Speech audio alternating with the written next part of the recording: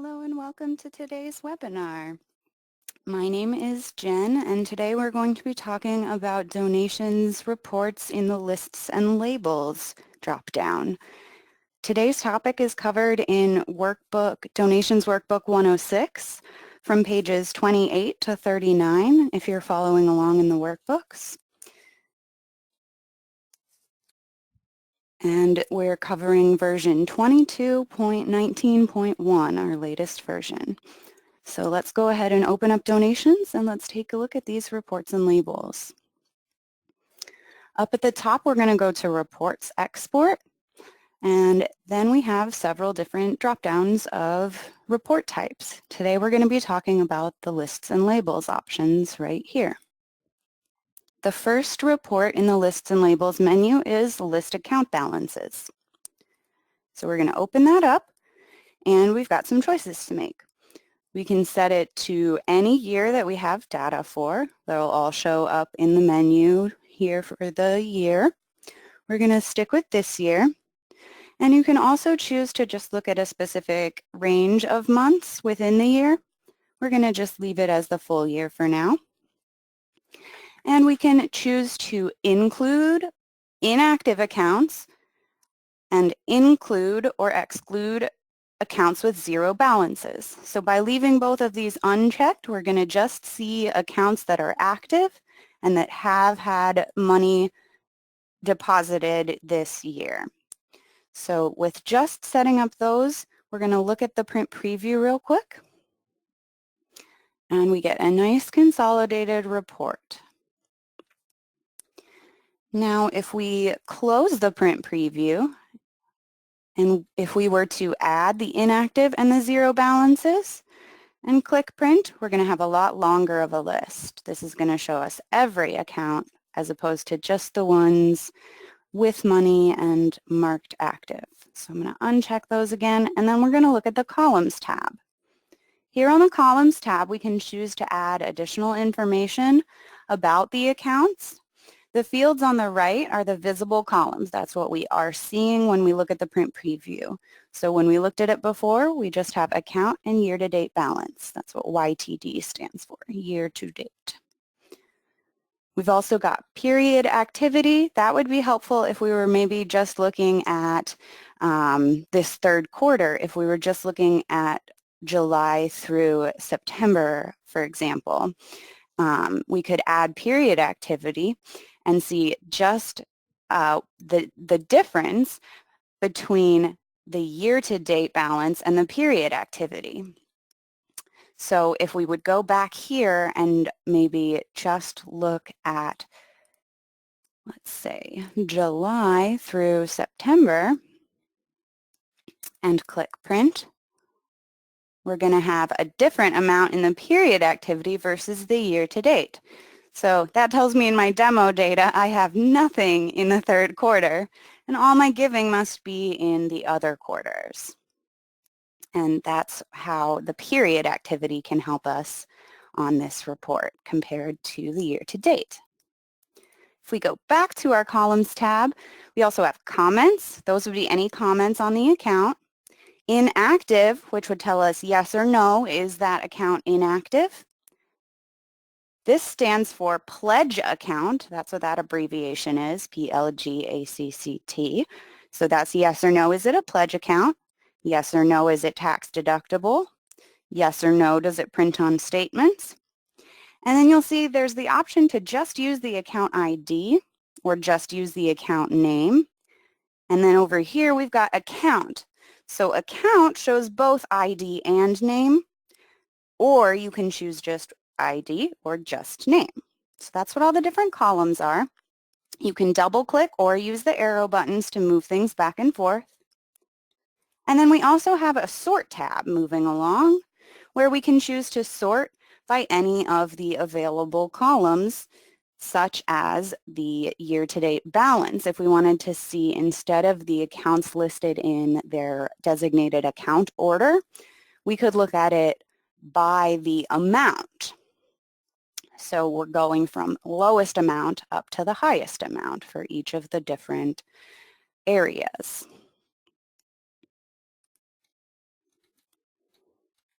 And then if we look at the Detail tab, the Detail tab shows us our levels of accounts based on subtotals that may have been set up. So we can choose to uncheck any of the subtotals if we only want to see certain ones. The final option is the Fonts tab. This would allow you to change to any font size or style that you want. And if you make changes and you don't like them, you can just reset to default. So that covers our first report, the list account balances. Let's close that and move along to our options for listing giver numbers. So listing giver numbers allows us to, first of all, select what date we want to see the numbers for.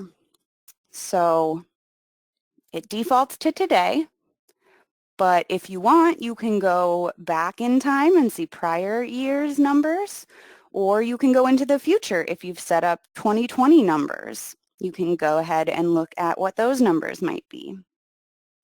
I'm going to leave it as today. And next we can choose either to look at assigned numbers or unassigned numbers. If we choose assigned numbers, we can also choose to include the next giver number. We can choose to include the address and the phone. So if we go ahead and select all of those options, let's take a quick look at what we'll get. So we get the name of the person with their address below and their phone number below the address if they have one. Now you can see my first two people don't have phone numbers, but the next person does. So that's how the different information plays out when you're actually looking at the report. There's a column for the next number and the next number start date, but those aren't assigned, so they're empty on here. If we go back, we can take a look at our other report option, which is the unassigned numbers. If you want to see all of the numbers that are available to use, you can do that using this unassigned numbers in the range option. Now you're going to want to put in the lowest number you want to see and the highest number you want to see. So if we just want to start with 1 and go up to maybe 500, we can do that and click print. And it's going to show us all the numbers that are available to use. And this database is small, so that gives us a lot of available numbers. But you could also choose to see, maybe you use the 300s for the kids in your church or something like that. We can look at, 300 to 399 and see what numbers are available in that range. And you can see it doesn't, include all the numbers. It does jump around a little, so that's what's available in my demo data, in my database here. And if I come back up to assigned numbers, I have one other option for that over here on the right side of the screen. I can limit the range of numbers I'm seeing here as well. Like we just mentioned, if I want to view, for example, again, the 300 to 399 numbers, and I'll remove the next giver number since there isn't one. I can also have it print in multiple columns. So let's see what a 2-column report looks like with my 300 numbers. Well, I've only got a couple 300 numbers, so I don't get to see what my 2-column report looks like, but you can see this limits the range of numbers we're going to see. So if I clear this back to the defaults and we click print again with those 2 columns, now we can see everyone who has a number, no matter the number, and we can see it in 2 columns to save some paper. Lovely. So moving along to the other columns we have available here, we can limit by givers. Maybe we only want to see kids. We could use any of the fields from membership to search and limit to only certain people in the database. Let's go to directory report order and see if we have any kids with giver numbers. So on the options tab we have everything. Givers tab we're changing to so we only see people with a directory report order of 3. And when we do that, we get a smaller amount of people. Only people with a directory report order of 3. And then I can clear that. Now, just like on the account balances, we also have a columns tab here. But this report has very few columns to choose from. And those columns can also kind of be determined by the checkbox here to include the next giver number. And just like on the other one, we can either double-click to move items or use the arrows. We could view the end date for the current giver number. Folks may or may not have an end date. It looks like they don't because there's nothing there when I add it. And when we go to the Sort tab, we can choose to sort by name, current number, or next number. Finally, we have the Fonts tab, just like the other report. And one last tab, Additional Options. The additional options allow us to include the membership category indicator. That means the V's that you might have for visitors, and then include D or donations giver indicators. So if we choose those, we'll see some of our people have letters next to their names based on the type of record they are, whether they're a member like Jen Arnold, who has no letter, a donor like Jeffrey Alexander, or a visitor like Nina. All right.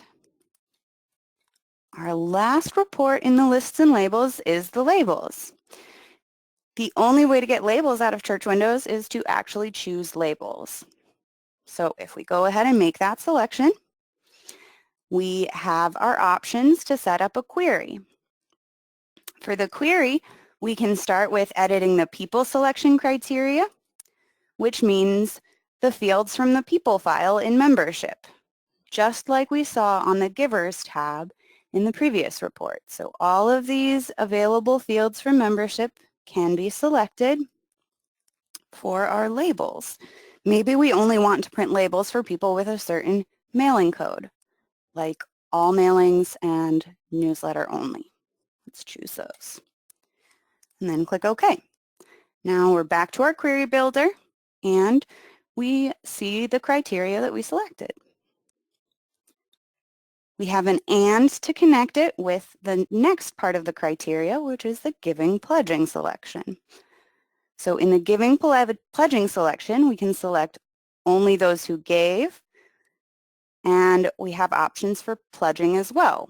We're going to leave pledging on all for the example right now, and we're going to leave the date range as this year. And we're going to click Add. So what we're telling this report is that we want people with the mailing code of all mailings or newsletter only, and we want people who gave within this date range. We have a tab for accounts if we only want to see that giving pledging criteria about certain accounts or campaigns. We can choose from the list for campaigns, or we can choose a particular account. I'm going to leave it as all accounts.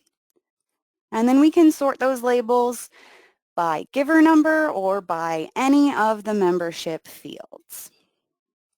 Reset sort sets back to the default, which is in giver number order, followed by name order for those who don't have giver numbers.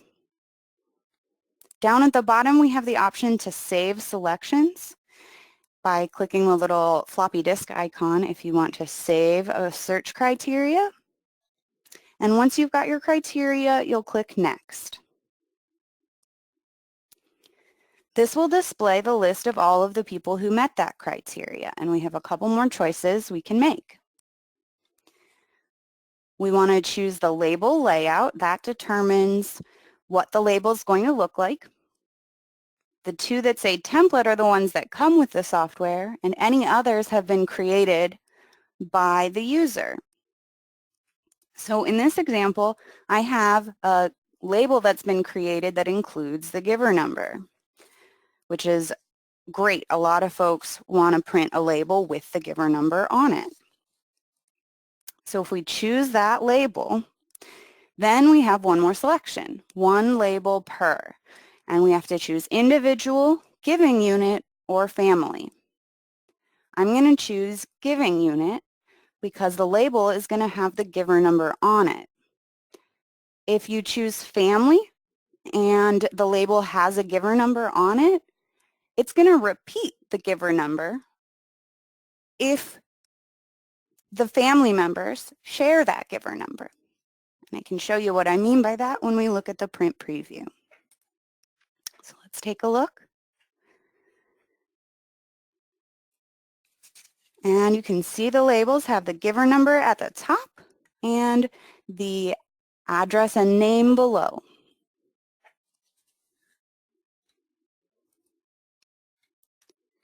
If we did family,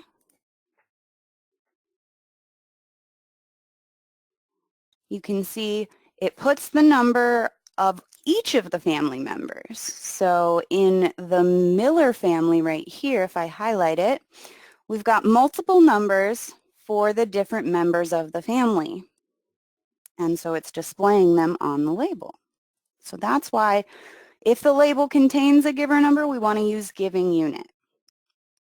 Now, if your system shows up and you only have these two templates, I'm going to show you how you can create that label with the giving number on it. To do that, you need to click the New Label button with the plus sign. If you have a different size or brand of labels, you can choose that in these drop-downs. And if you need to customize the size of the label, you can click Next to adjust it manually. But if you just have this regular Avery Standard 5160, you can simply click Finish. That will then open up our Label Designer screen.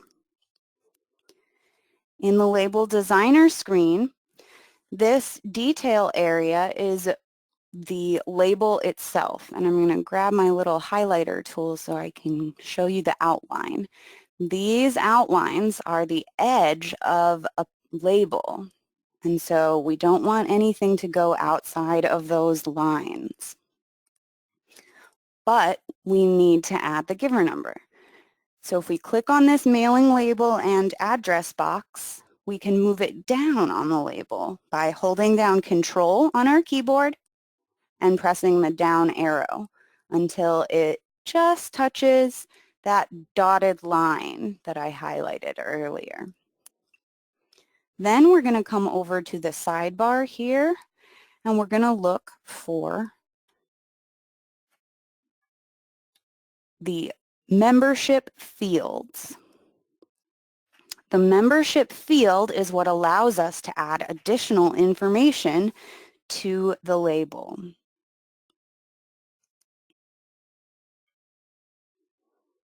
So we're going to click on membership field and hold our mouse button down and drag and drop in the space we created right above the mailing label and address.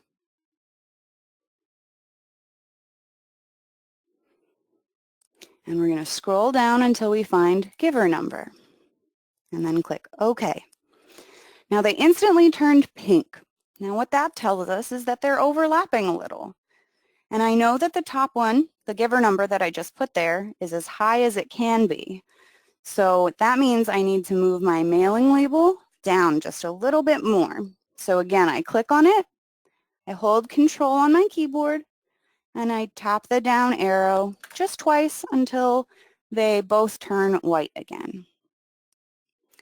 Then I want to make sure that it's lined up with the other box. And I can stretch it out just in case we have folks with longer giver numbers or multiple giver numbers like we looked at. And then I want to save as, and I can leave or take away that Avery Standard 5160, and I can put with giver numbers and say OK. And then I can exit out and click Print.